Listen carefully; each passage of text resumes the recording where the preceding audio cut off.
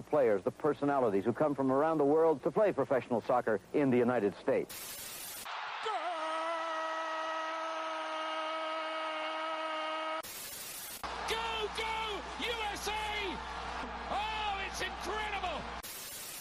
In a world where some call it football, football, or soccer, they dare to call it foosball.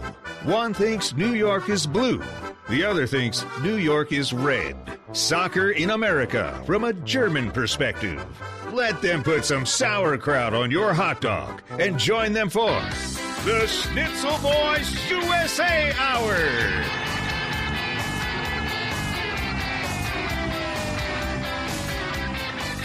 Yes! I am back. I am back. This week I'm solo again. My faithful co-host, fearless co-host, who likes to enter the Soccer Thunderdome, which is what I just like to call this podcast sometimes. Sometimes. I made it up, sure, but it's like that. I'm solo tonight. Bjorn didn't tell me why, but he doesn't have to. If you can make it, great. If not, you can't make it. He's tired, and he said he was on Long Island. I'm just like, well, Long Island has internet, right? But whatever. Neither here nor there. It's me tonight. I don't have much to say because we are there's stuff going on, but there's a little bit of a lull in soccer. But I mean, those are famous last words. Hans Wolf, thank you. I was going to say, people in the chat. Hans Wolf is back in the chat, hating NYCFC right now. Yeah, check. You just lost to Cincinnati 4-2. That's correct.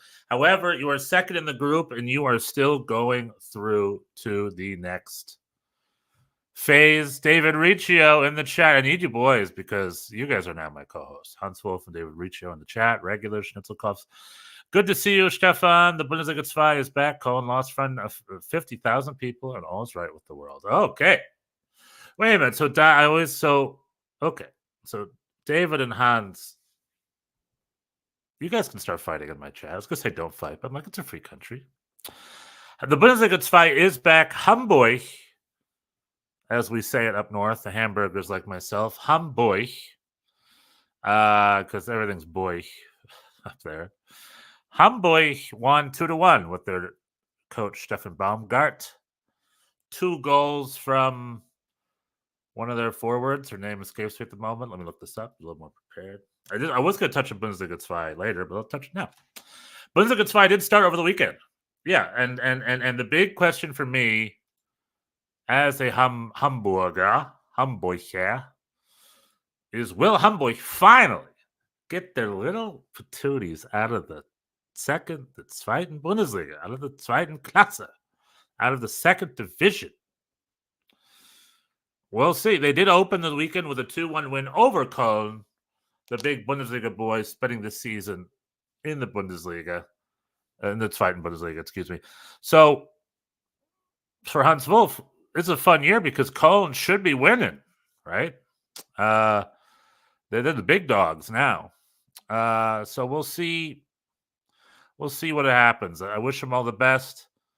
You know, there was a list of Zweite Bundesliga clubs and their values. And I'm assuming that was like the value of the rosters or something. And Schalke was bang middle of the pack. I mean, Schalke has fallen.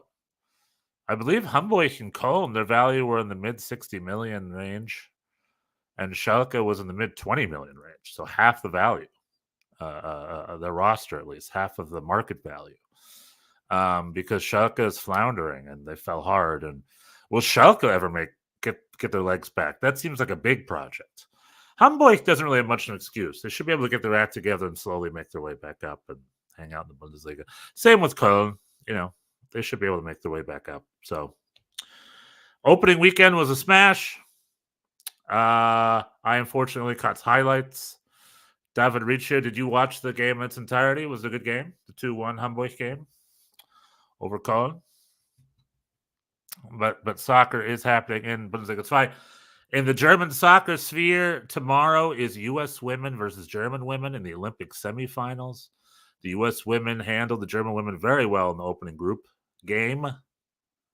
And tomorrow, will Germany have a plan? Will those German ladies have a trick up their sleeve? Japan held the U.S., I believe, until overtime for Trini Rodman to score her overtime winner. Will Germany be smart enough to, when Germany beat Canada by, again, a long scoreless draw, scoreless overtime, Germany had the better chances. And then in the penalties, German goalkeeper was such a boss. She blocked 2 of them and then scored the winner on her own. She was a total boss. So it was such a fun, you can't beat German ladies in penalties. So that's their plan for USA. It must be hold tight, just as they did against Canada. Defend hard, hold tight, get those ladies to penalties, and no one meets Germans in penalties. So that would be Germany's plan. For the USA under Emma Hayes, they need to win in regulation. They do have the power, too. I mean, they played very well against Germany, against Ostübisches Germany in the opening stages. So that's tomorrow morning at 9 a.m. here on the West Coast, noon on the East Coast here in the United States. There you go. Good German women. The German women's team always needs more support from Germany. Just like in, I believe it was the Euros, France is next door. It's not that big of a trek for them. Yet, there is support. There was support there. I'm not saying it wasn't, but it could always be more. I mean, it's only one country over. The German men would fill that house. So, I am a German man. And I'm supporting the German women and the U.S. women. I have the advantage of supporting both. Tomorrow's win-win for me. One of my teams is an Olympics finalist, no matter what. So, and I just hope they both medal. It'd be nice. David Riccio mentioned Cohen looked good at first, but then fell off. Yeah. Well, they still need to get the hang of what's going on. And the other thing we got going on right now is the Bundesliga is part of a summer transfer ripple. And as we look at it like a market, West Ham, for instance, wants Nicholas Füllkrug from Borussia Dortmund. And West Ham is a kind of club with their English money that'll get what they want. So I believe I don't know if it's super duper finalized. Let me look that up. But it seems like Füllkrug is off to West Ham, which would be very interesting. And then that means, Füllkrug to West Ham. Was that real? Was that 5 days ago? West Ham complete. Nicholas Füllkrug transfer from Dortmund 9 hours ago. It's been confirmed. Füllkrug is at West Ham from Borussia Dortmund, which means Borussia Dortmund will then go by Maximilian Bayer as that cookie crumbles. And then when Maximilian Bayer goes from Hoffenheim, right? Is he? Yeah. He's one of Pellegrino's boys from Hoffenheim. Look at the scam calls. Hoffenheim gives their star player to Dortmund. That means Hoffenheim then have to go find their star new forward. Could be from the youth ranks, or it could be from a club like Hamburg or Köln. They go to the Zweite Bundesliga, or they go to Eastern Europe or Belgium or France or wherever they can. Pretty much there's a market, there's a cookie crumble. It starts with England. When England makes a decision to a club like Dortmund, then Dortmund have to make their decision to a club like Hoffenheim. Then Hoffenheim have to make their decision to, and so forth and so forth and so forth. It's like a ripple that starts and it just falls down. The market falls down. And that's just the way the cookie crumble. So for German clubs, some have to wait longer than others. So even though the Zweite Bundesliga kicked off, maybe they'll try to sign a few, they might lose 1 or 2 key players, have to loan in a couple more players the next couple of weeks. We'll see as the summer market continues, Bayern München is the only club in Germany that can hold their own against anybody, against the big English clubs, against the Spanish, the Italian clubs. So Bayern München can also start the ripple. I know he's still teasing with Jonathan Tah. So if Bayern München get Jonathan Tah, then Bayer Leverkusen has to probably go to Hoffenheim or Stuttgart or someone to get their thing. Stuttgart had a rough summer because the way the cookie crumbles. Dennis Undav was on loan from Brighton, I believe, right? And Brighton wants him. And Stuttgart just does not have the financial power to compete with a Brighton, I believe. Let me just look this up if I'm talking out of school here. Is he back to Brighton? 4 days loan to Stuttgart. I don't know. The Dennis Undav to Brighton situation. But if Dennis is offered to Barcelona and Real Madrid. Sorry. I'm reading all these old articles. But if Brighton wants Dennis Undav, then they get Dennis Undav. And then Guirassy, he left. He went to Borussia Dortmund, I believe. And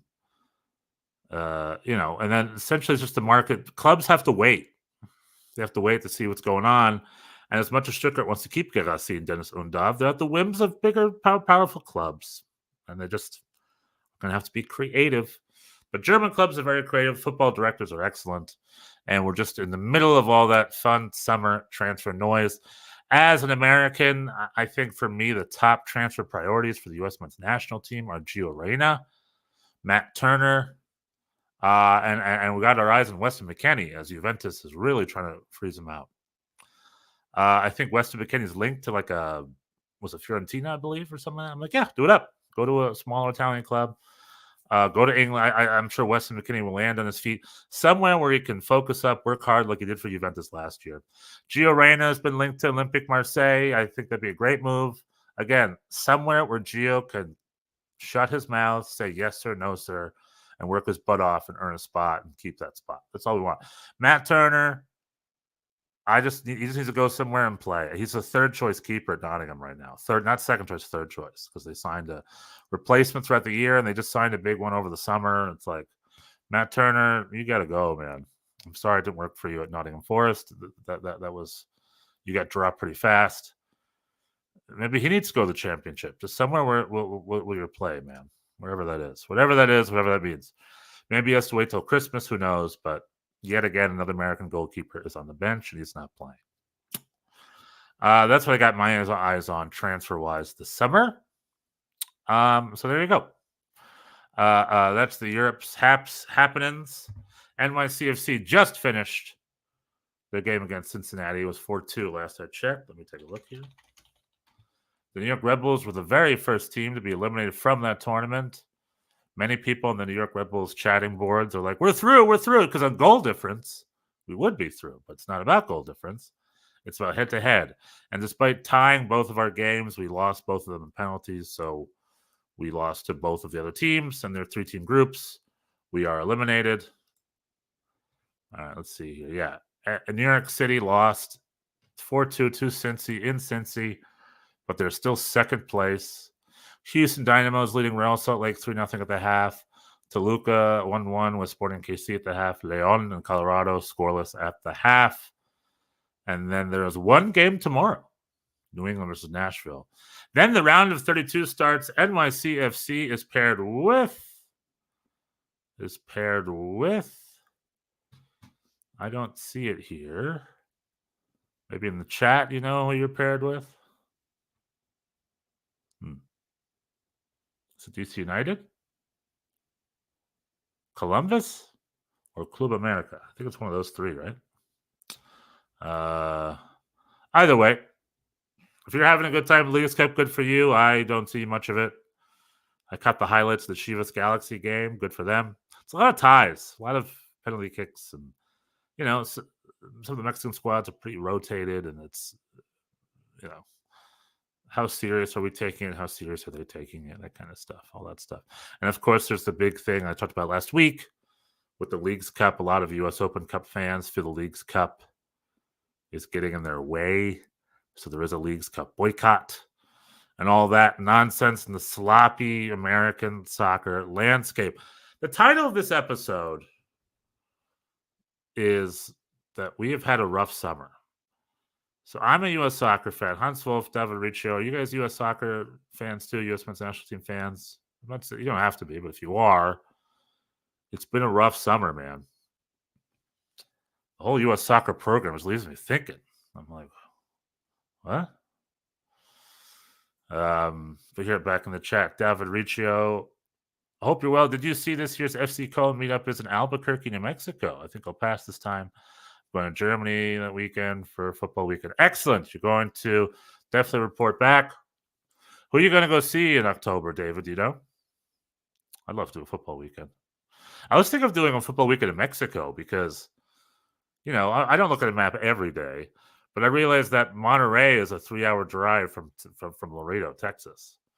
And that's why there's a big Monterrey contingency that goes into Houston, because it's not that, it's like a half a day's drive. And Monterrey has a beautiful stadium in Mexico looking over the mountains. And I'm like, Tigres and Monterrey are in that same city. Tigres is a fun team. Monterrey is a beautiful stadium. See Brandon Vasquez, I'm like, maybe I'll go where like one game's on a Saturday, one game's on a Sunday. And maybe I'll make like a nice fun road trip to the desert, driving down to Monterrey and spend the weekend watching the two teams. That might be fun. And then maybe I can catch the call and meet up on the way back at the ABQ. I was in Albuquerque, New Mexico a couple of years ago. I went on the Breaking Bad tour. I was a big fan of Breaking Bad. It was a lot of fun. But it's cool that the Cullen meetup's there. I need to look into that. I guess one of the Cullen fan group guys lives there or something. We need to get more Culleners on the pod. You know what I'm saying? We need to get. I don't know how to get. There's a big scene of American Bundesliga fans, and they just haven't heard of the Schnitzel Boys. We need to get the word out there, man. David Richo, Berlin, and Dusseldorf. Yeah, you can watch Union Hertha and Dusseldorf with Fortuna in that beautiful stadium. Fortuna, they had their huts broken by Bjorn's Bochum last year, but I'm sure it's still a fun night. Dusseldorf hosted the Euro games over the summer. It's a beautiful stadium and a beautiful city to boot. Dusseldorf's so nice.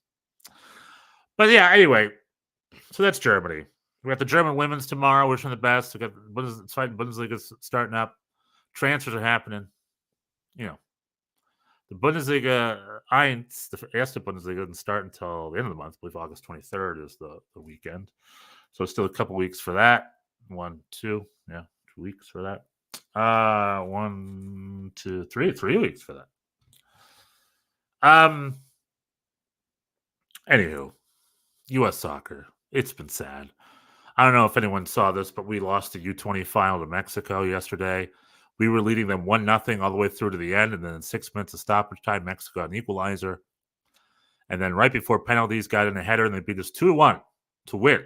Mexico won the U20 CONCACAF title. The United States losing. We qualified for the World Cup, thankfully, so that's the most important thing. We got that.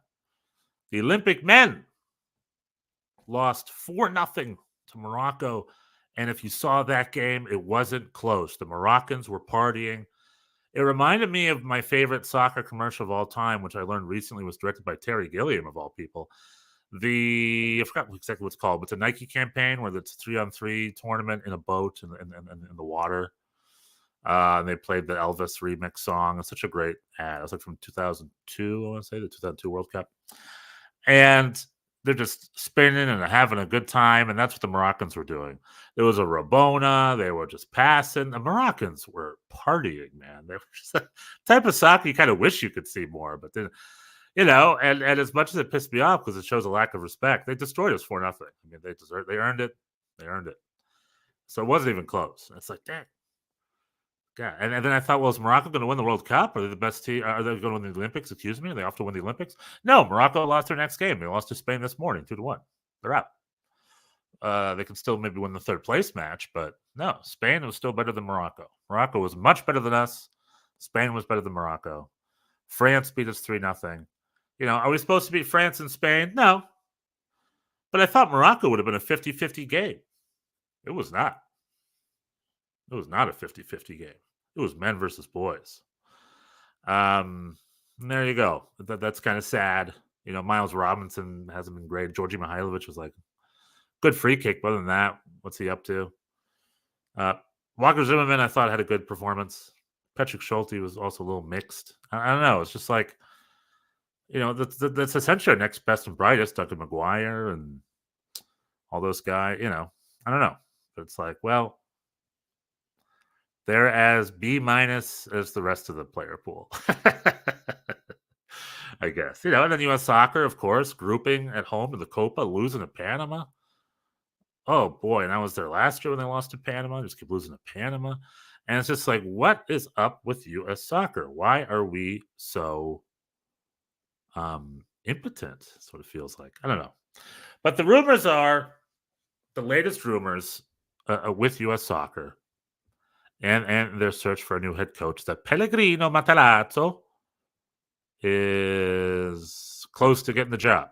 Now, there's a bunch of different reports. Florian Plettenberg from Sky Sports Deutschland, I think, had the most accurate report. He says there has been talking, but no offer has been made. The facts: Pellegrino Matarazzo shared with football director Rosen that he was approached by U.S. Soccer. Then Rosen was fired. And then cut to a couple weeks later, or whatever now is, because he talked to Rosen, but it was just for clarification. It was just letting him know. Bild said, Pellegrino wants out. There's a rift.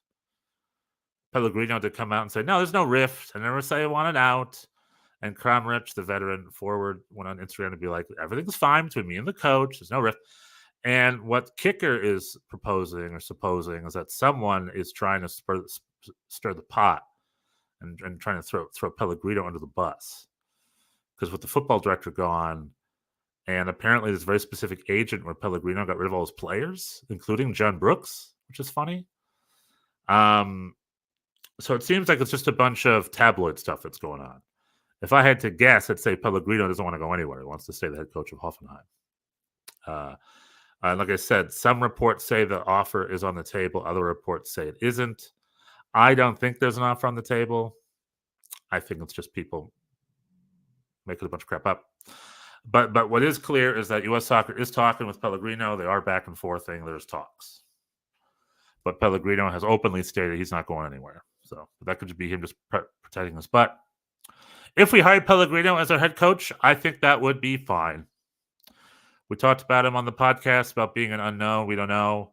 He's tactically very flexible, and he's earned all of his stripes as a coach. So thumbs up.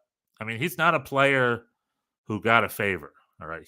He's an American who crawled his way up from nothing, from total obscurity, all the way up to being a high-level Bundesliga coach. So good for him. Name any other Americans ever done that. You can't. Some have tried and failed. There was a guy, I want to say it was Brent Coupe. Was his name. Brent Coupe. Something like that. He was an American who played in the lower levels of Germany. And I think he coached in the lower levels of Germany, but that's where it ended. It ended in Bundesliga 3. He coached Elversberg, I believe, once or twice. You know, so there have been Americans coaching in Germany. You know, Steve Trundlow was an assistant at Stuttgart ever so briefly. But for a guy from the lower leagues who has a math degree from Columbia to go to Germany at a young age, be a player and work his way up, you know, he was in the reserve squad at Nuremberg. That was the highest achievement he's done. And then from coaching classes, he just worked his way up to being a Hoffenheim youth coach, and then now to a senior coach at Stuttgart, and now a senior coach at Hoffenheim, bringing them to the Europa League. You know, good for him. There's something to him. The way he motivates players, the way he's tactically sound. So, and he's American. Would he be a great U.S. men's national team coach? Sure. Yeah, I don't think there'd be any better. I'd rather have him over, you know, versus Steve Trundlow. I'd probably give a little more credence to Pellegrino. Him versus Greg, I give a little more respect to Pellegrino, I think. So we could do worse than Pellegrino. Is he a serial winner? No. When someone mentioned serial winner, I thought that meant, you know, a guy with a lot of titles. So, which leads me to the interview with Men in Blazers that he had with Fabrizio Romano. He's like, is the English national team job like if we at loggerheads, or I forgot exactly what the term he used, but pretty much he's like, do we have to wait until England has made their decision? Going back to how the cookie crumbles with the German player market, it seems like that's the case for the U.S. coaches market. It's like, you know, because Thomas Tuchel apparently really wants the England job, and Mauricio Pochettino's up for the England job. And those are the two higher level coaches that are out there right now that U.S. fans are probably dreaming about. I know I would really like to see Poch here. You know, it's one of those things where when England hires, let's say, Thomas Tuchel, then Poch is available. We can then approach Poch. I think, are we just waiting for that? If that's the case, I'll take it. But, you know, if they are offering this job to Pellegrino and choosing to sign Pellegrino and not doing any of that noise, then there you go. And they've chosen Pellegrino. I find them to then sacrifice their serial winner claim, and they seem to be in a rush because, in my opinion, we've got time. I mean, Do we absolutely need a manager by our friendlies? No. Finding a big name manager, the right manager, is important. If it takes a little extra time, then so be it. So I hope they're still trying to get their hands on a Poch. But if it's been made very clear to them that Tuchel and Poch just are not interested in the job, which could be very well the case, because they're still up for the big jobs. If I'm Poch, I'd probably be going to Serie A next or something. Then it makes you think, well, the only other coach I can think of is maybe a Rafa Benitez. And maybe U.S. Soccer just wasn't interested. I mean, Rafa Benitez is a serial winner. He's an experienced club and national team coach. I believe Rafa was national team coach. Let me just double check that. But he's a long time. His last gig was in China. Did Rafa Benitez coach Spain? Let me see here. I have to remind myself. Rafa Benitez, Everton, Newcastle, Chelsea, Inter Milan, Tenerife. I do not see any national teams here. No, I got that wrong. But he's an experienced coach. But he hasn't won anything in a while. So he is a serial winner, but from back in the day. And then, you think about, Louis van Gaal just mentioned he wants to coach a national team again. I mean, I'd take Louis van Gaal. He's a vet. The most perfect example is what South Korea did. They hired Gus Hiddink, and under Gus Hiddink, they made it to the semifinals of a World Cup they were co-hosting. Today, we're co-hosting a World Cup. We're an old program, long-term program, that needs an upgrade, that needs a big boy. And South Korea, they got their Gus Hiddink, and they made a run to the semis. Now, granted, it was a weird World Cup, and the ref might have helped them once or twice, the Korea-Italy game, the Korea-Spain game. They were eliminated in the semis by Deutschland. Michael Ballack's header, not before giving Michael Ballack a yellow card and having him not play in that 2002 final. But I look at that and be like, where's that for us? Where's U.S. Soccer's Gus Hiddink? Where's our run to the semis? That's what we want. We look at what Morocco did in 2022. There's been a very, very small handful of non-European and South American teams to make the semis. Korea being one in 2002. Morocco being another in 2022. And then the only other one I can remember is a little country called the United States of America. But that was way back in 1930. That almost don't even count anymore. How are we going to get the semis today with 48 teams, the round of 32 and the round of 16, and a quarters, and a semi, Maybe it's Gus Hiddink. I looked him up. He's semi-retired in Curaçao. He's a little older. He's around. He's a football, Maybe he'd be up for one last ride. Maybe let's get Gus Hiddink. Maybe Louis van Gaal is our Gus Hiddink. Who knows? Maybe Rafa Benitez is our Gus Hiddink. That would be what I'd want. Maybe Mauricio Pochettino wants to put on a brave face and work on it and prove to the world how great of a coach he is by bringing U.S. Soccer to the semifinals, huh? Maybe. One can dream. But, if U.S. Soccer feels Pellegrino Matarazzo is the most realistic European-based manager they can get, then they're going to go get him, and so be it. Go get him. We can do worse than Pellegrino Matarazzo. He plays a back three, but like I said, he's tactically flexible. I don't think a back three is good for us. I am not Professor Coach here, but the U.S. player pool has plenty of midfielders and wingers. We're light on the outside backs, and we're light on the center backs. And we're light on the goalkeepers, too.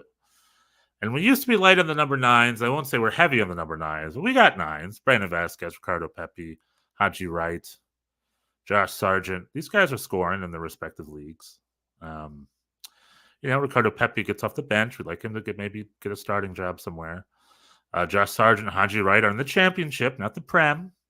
Vasquez in Liga MX. And Liga MX, is not maybe what it once was, But we've got options. Maybe Duncan McGuire. There's rumors he's off to Europe. Maybe he'll break out of his shell. Who knows? There's all sorts of guys. There's that injured guy. What's his name? Maybe Jordan Pifak will start scoring up a storm again for Gladbach. Whatever. What's that guy who plays in the championship? He keeps breaking his leg. He's before Orlando City. His name has escaped me at the moment. Maybe he'll show up again. We don't know. Like all those sorts of guys in the wings. So, but when I'm thinking center back, I'm thinking, who's our center back? Miles Robinson hasn't been covered in glory as of late. Chris Richards is solid. But Tim Ream and Walker Zimmerman are both a little too old now. And then John Brooks. People say, well, with Pellegrino, John Brooks will be back. I hate to break this to you. Pellegrino benched John Brooks and then released him on a free this summer. Pellegrino isn't John Brooks' biggest fan. He brought him in, used him, and then dropped him. It doesn't mean he won't bring him in the U.S. fold if he's coach, but there's also a chance he won't bring him in the U.S. I think there's a 50-50 chance on that. It's definitely not a guarantee he wants John Brooks back. And then you think, who would our 3 center backs be? And then who would be their replacement? Who would be their bench warmers? Like CCV did not have a great Copa. So, I'd much rather find room for Johnny, Tyler Adams, Weston McKennie, Musa, Gio Reyna, Pulisic, and Tim Weah, Brendan Aronson. We got a lot of midfielders, a lot of wingers. Luca De La Torre. We need to find room for these guys. I don't want to be scratching for center backs here. So I think a back 4 is really our best bet. But like I said, he's tactically flexible, so Pellegrino might understand that better than me. Or definitely will understand that better than me, and he'll employ a back 4. Who knows? Who knows? Anyway, I wanted to keep this brief. I just want to talk about U.S. Soccer, Pellegrino, and all that. And by this time next week, maybe there will be a new coach's rumor. Maybe it'll be Poch. We're going to talk Poch's tactics. I don't know. We'll see. But anyway, David, Hans, hello. Safe travels. If I don't see you, enjoy the Bundesliga 2 with select matches on ESPN Plus. Maybe someday we'll get them all. Have all the championships on CBS Sports. Unfortunately, we have to be a little bit more picky and choosy with the games we have on Bundesliga 2, but there might be ways underground, wink, wink, nudge, nudge, that maybe we can watch all our Cologne games this year. We'll see. Maybe that meetup in Albuquerque, New Mexico, they'll have some tips. I went to a beer hall here a few weeks ago, and they had their own Kolsch. They had a Cologne Kolsch clone brewed here in LA. So thin glass and everything. It was good. It was interesting. Okay, that's all I got. 30 minutes. I don't have a partner to bounce off of, just bouncing off my boys, David and Hans. And for those of you listening at home, like and subscribe and tell your friends. Enjoy the Leagues Cup. Maybe NYCFC will win it all. We'll see. I don't 100% know who the next round opponent is, but should be fun either way. And then we got the MLS coming in a few weeks. We got Bundesliga coming back in a few weeks. The U.S. men's national team has to lick their wounds. The German men's national team is in pretty good shape. Well, and the U.S. women and the German women are both in good shape. They both made the semis, so no matter what happens, they're both in good shape. But just the U.S. soccer, the U.S. youth pro, U.S. soccer, and pay to play. And I'm just noticing there are no Americans in MLS much, really. They're all just straight from the academy to Europe, which is good. But I wish we lived in a world where we made enough Americans where some could be hometown heroes. As a New York Red Bulls fan, I'm doing okay. I got Tolkien and whatnot. Oh, I got a text from Bjorn. Sorry, I lost my phone. Back in the Bjorn, you lost your chance. I'll see you next week. All right, everyone. I will see you all next week. We will live through this, U.S. soccer fans. We will. Let's see what we got here. Yeah. At the end of the day, it's just sports. At the end of the day, it's just sports. All right. Cheers, everybody. Check out our shop. Check out my TikTok, Stefan the Soccer Guy. Check out our Twitter account. I might try to expand our social media presence in a bit, but get in the convo for the fans, the regulars here. We're just all fans talking. This beautiful fan cast, and we need to grow the German game in the United States, and that's what we're here for. And I think that's what you're here for too. Tschüss. Bis nächste Woche.